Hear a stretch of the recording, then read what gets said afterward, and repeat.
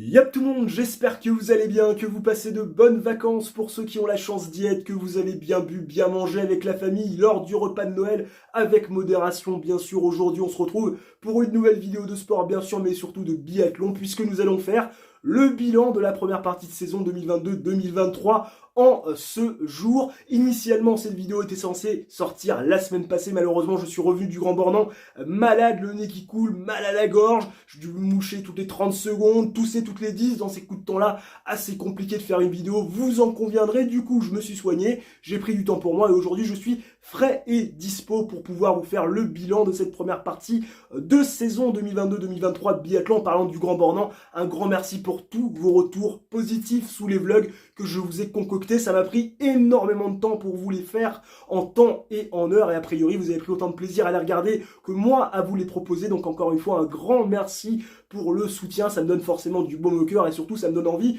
de vous proposer encore un peu plus de contenu comme celui-là. Mais aujourd'hui, en ce mardi 27 décembre, c'est l'heure du bilan de la première partie de saison, puisque le tiers de la saison est désormais déjà derrière nous, avec 3 étapes de Coupe du Monde sur 9 déjà courues. La première du côté de Kontiolahti, puis derrière Enfisen, et puis bien sûr pour terminer l'année 2022 et la première partie de cette saison 2022-2023. Le Grand Bornand, avec bien sûr cette ambiance tellement particulière auquel on a encore eu droit cette année avec les athlètes qui clairement sont unanimes. C'est la plus belle ambiance de la saison. D'ailleurs, en parlant du mardi 27 décembre, c'est-à-dire ce jour, n'oubliez pas, à partir de 18h30 sur les antennes d'Eurosport et de JCN, le Biathlon Challenge dans un stade de foot avec Julia Simon et Fabien Claude qui représenteront les intérêts de la France. Ça sera tout à l'heure, 18h30. Ne manquez pas l'événement, en tout cas moi je serai présent devant ma télé pour le suivre en direct et en intégralité. Le bilan c'est tout de suite, c'est maintenant, trêve de blabla, on va bien sûr s'intéresser aux performances de nos Français, puis aussi également au top et au flop, à l'international, histoire d'être assez complet. Alors forcément j'ai dû faire des choix sur les athlètes dont on va parler dans cette vidéo, sinon vous imaginez bien que la vidéo aurait duré 25-30 minutes, peut-être plus.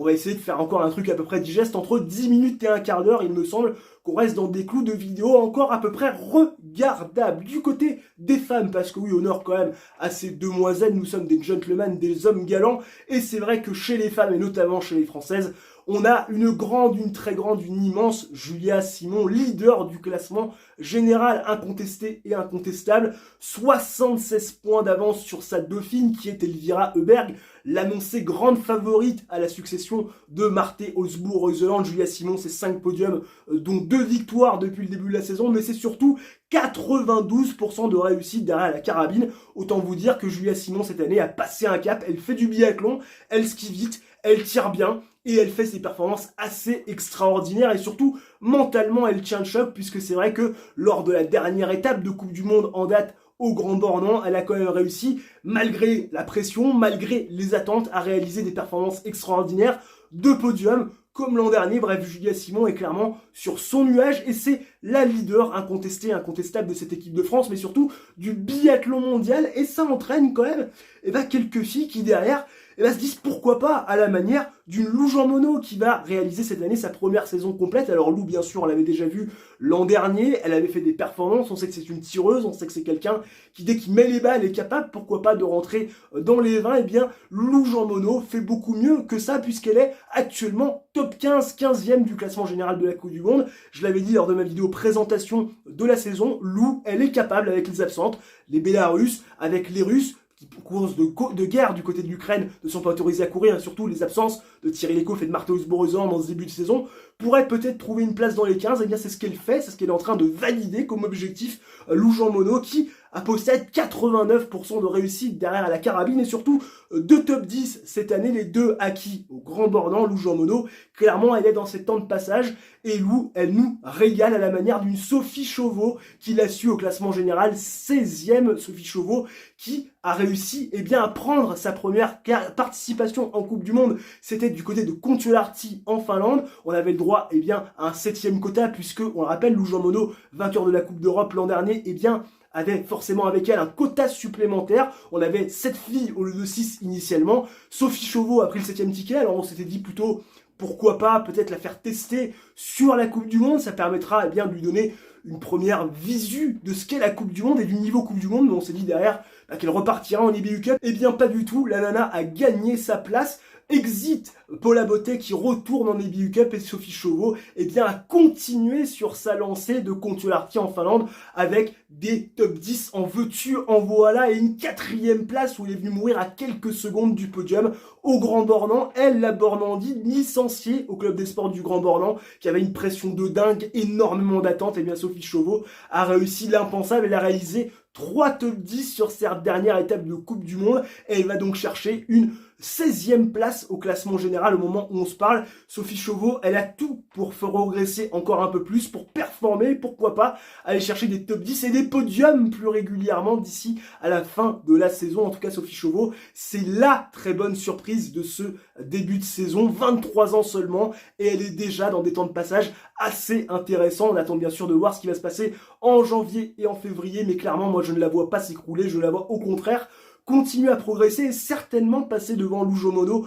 au classement général et surtout dans la hiérarchie de cette équipe de France. Une qui va devoir chambouler ou remettre en place la hiérarchie, c'est Anaïs Chevalier-Boucher qui est clairement la déception côté tricolore depuis le début de cette saison. Anaïs Chevalier-Boucher, c'est 3 top 10 depuis le début de la saison, un podium, alors c'est vrai, un podium sur la Mastart du côté du Grand Bornand avec Julia Simon 2e, la victoire de Lisa Teresa Hauser.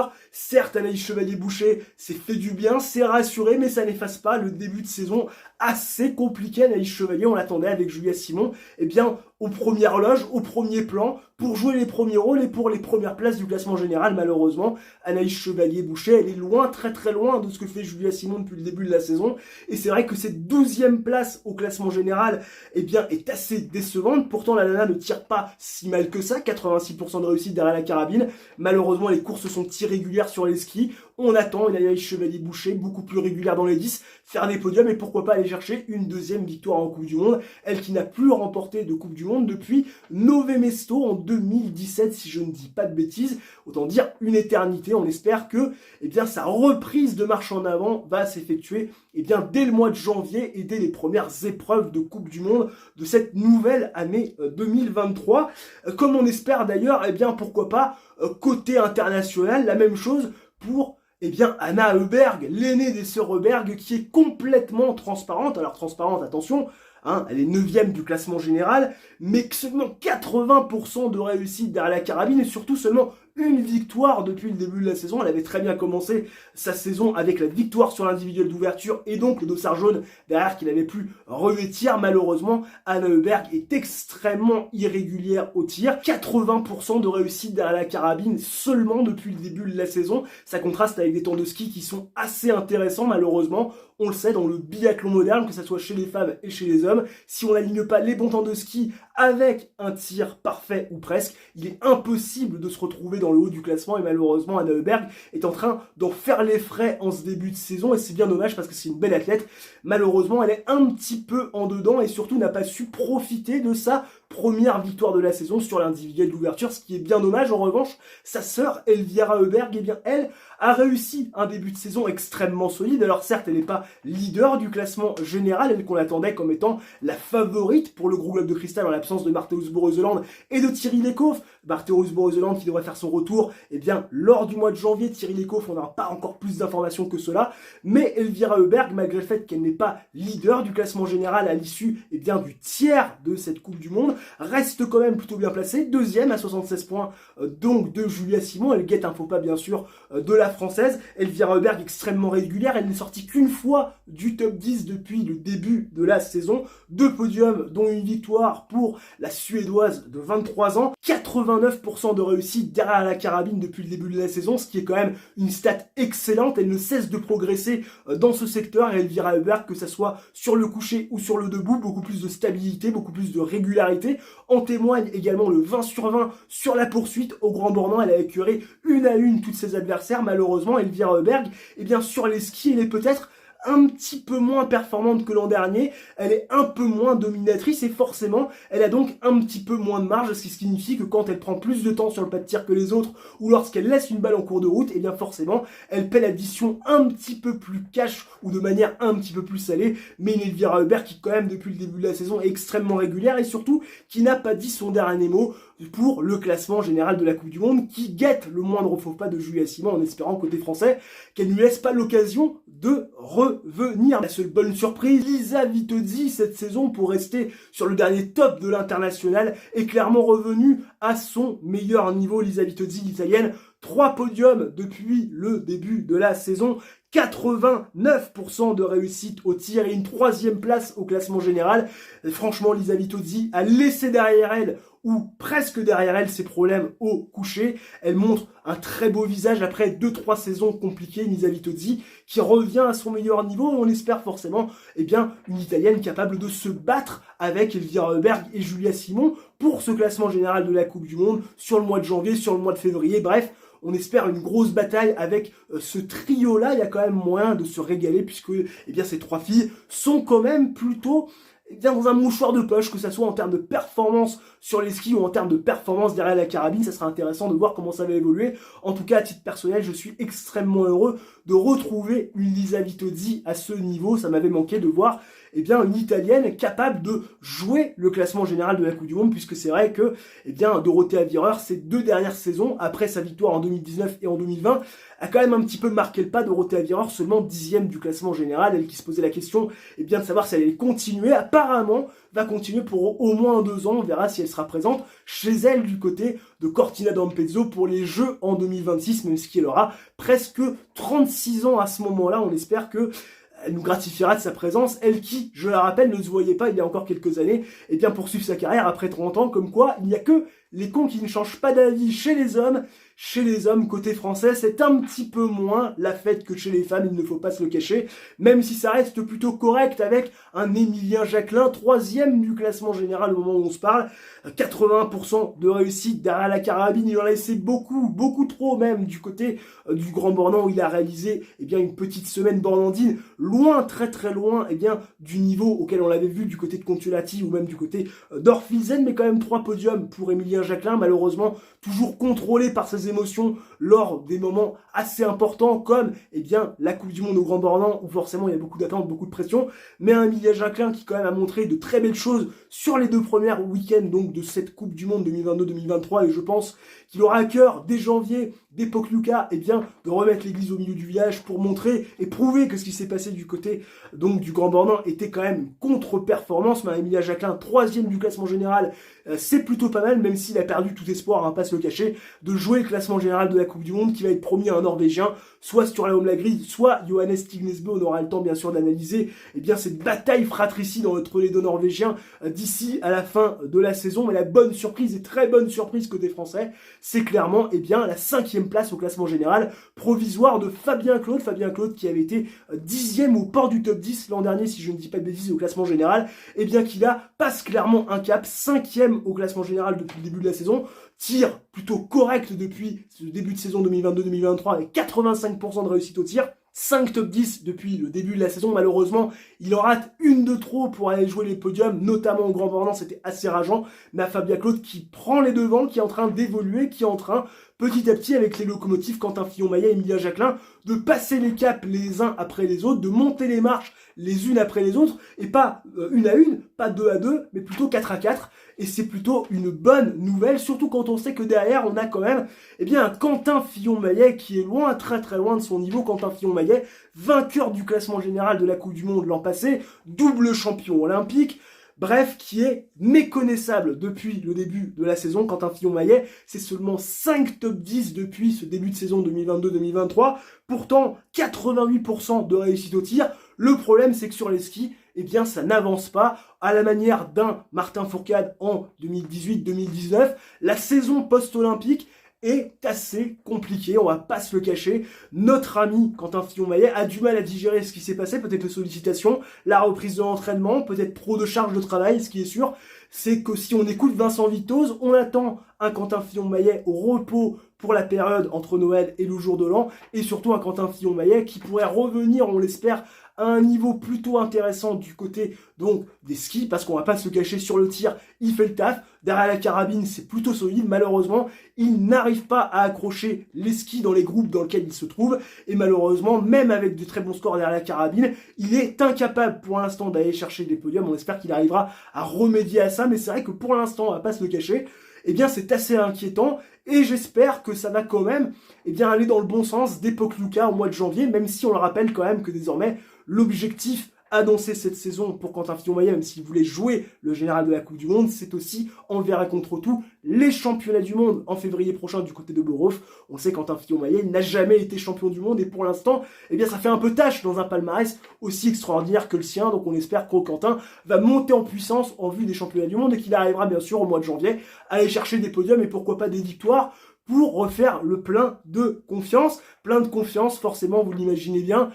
Ils n'en ont pas besoin, les Norvégiens notamment, sur la Home Grid et Johannes Stignesbø. Johannes Stignesbø l'avait annoncé, on s'en souvient, c'était en mai dernier, je veux regagner le classement général de la Coupe du Monde. Et bien Johannes Bø, aussitôt dit, aussitôt fait, 7 podiums dont 5 victoires depuis le début de cette saison, 89% de réussite au tir, il ne laisse que des miettes, mais quand même, Johannes Stignesbø n'est pas tant en avance que ça, parce que son premier dauphin, qui est donc sur la Home Grid, n'est seulement qu'à 34 points de Johannes Stignesbø. Johannes qui a laissé des opportunités, notamment sur les courses à 4 tirs, des espaces. On n'en avait pas trop profité du côté de Kontiolahti et aussi également du côté d'Orphisen. En revanche, sur la Home Grid, on a profité du côté du Grand Bornand pour aller chercher la première victoire de sa saison et la 10e de sa carrière sur la Home Grid. 7 podiums depuis le début de la saison, dont une victoire, 89% de réussite au tir. On est en train de se tirer la bourre sur les skis et également sur le pas de tir entre les deux Norvégiens. Et ça va nous donner une bataille fratricide en vue du classement général. On sait que ces deux-là se s'étaient déjà affrontés et ils avaient déjà eu une grosse rivalité lors de la saison 2020-2021 par rapport à ce rouleau de cristal remporté sur la dernière course par Johannes Stignesbø. On espère autant de suspense cette année, en tout cas des Norvégiens qui sont à la fête. Johannes Stignesbø n'a laissé que des miettes lors des courses de Kontiolahti et d'Orphisen. Il avait laissé quand même quelques espaces sur les courses à 4 tirs sans jamais que ses principaux concurrents aient pu finalement en profiter. Emilia Jacquelin sur la Home Grid. C'est vrai que du côté du Grand Bornand, pourtant sur une piste et sur un site qu'il affectionne, Johannes Stignesbø a vu ses principaux concurrents, et notamment sur la Home Grid, profiter de ses erreurs derrière la carabine et surtout prendre des points et des victoires pour revenir à 34 points seulement, donc avec un sur la Home Grid qui est bien décidé cette année, après 2 deuxièmes places au classement général, pourquoi pas d'aller remporter pour la première fois de sa carrière le gros globe de cristal, lui qui a pour idole Martin Fourcade. Comme ça on pourrait se dire qu'il y a quand même une part de Français dans la victoire, donc sur la Home Grid, on pourra bien évidemment se consoler comme on peut, puisque cette année, vous l'aurez bien compris, ça sera extrêmement compliqué d'aller chercher côté français ce classement général de la Coupe du Monde, pour ne pas dire impossible. Cette réussite norvégienne qui contraste forcément avec le désarroi total de Tarjei Bø, et oui, le frère aîné de Johannes, Tarjei Bø, qui est méconnaissable depuis le début de la saison, 16e du classement général, lui qui avait terminé ses 5 dernières saisons au pire 7e du classement général de la Coupe du Monde, lui qui avait gagné le titre et le petit globe de l'individuel l'an passé.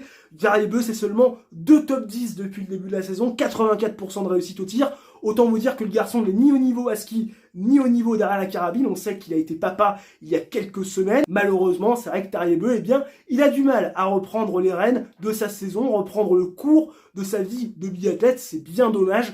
Parce que c'est vrai que même si le garçon est vieillissant, on attend quand même un petit peu plus de Tarjei Bø, et il va falloir quand même qu'il se bouge un petit peu les fesses, l'ami Tarjei, puisque, il y a sa pousse derrière. On le rappelle, il est 6e norvégien au classement général de la Coupe du Monde, 16e mondial, mais déjà 6e norvégien. Donc autant vous dire que lorsqu'il va y avoir des arrivées de l'EBU Cup, et autant vous dire que ça pousse sévère, il va falloir que Tarjei continue à justifier sa place, parce qu'il y aura clairement pas de passe droit en équipe de Norvège. C'est pas parce que tu t'appelles Bø que tu vas forcément rester en Coupe du Monde jusqu'à la fin de ta carrière. Donc un Tarjei Bø qui va, à mon avis, dès le mois de janvier, jouer clairement sa place en Coupe du Monde et surtout au Championnat du Monde en février. Donc on espère voir un Tarjei Bø qui va reprendre du poil de la bête et surtout reprendre un petit peu sa carrière de biathlète en main en allant chercher des top 10, des podiums, des victoires là où on l'attend, puisque Tarjei, même si c'est pas forcément le garçon qui a le plus gagné en carrière, reste quand même quelqu'un de dangereux et surtout quelqu'un de compétitif. Donc on espère le retrouver à un très bon niveau. On sait qu'il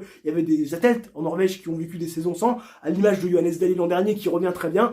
Mais Tarjei Bø, c'est vrai qu'avec l'âge, on imagine qu'une saison comme celle-ci, ou à la manière de Johannes Dahle de l'an passé, ça serait peut-être un petit peu trop préjudiciable pour ce dernier. En tout cas, On espère qu'il va relever la tête. N'hésitez pas dans les commentaires à me faire part de vos tops, de vos flops, de votre bilan global de ce première partie de saison 2022-2023. En tout cas, j'espère que cette vidéo vous aura plu. Si c'est le cas, n'hésitez pas à réaliser votre coup du chapeau, le like, l'abonnement et l'activation de la cloche. Ça mange pas de pain, c'est totalement gratuit. Et nous, on se retrouve très prochainement pour une nouvelle vidéo. D'ici là, portez-vous bien. Ciao, bye bye et à la prochaine.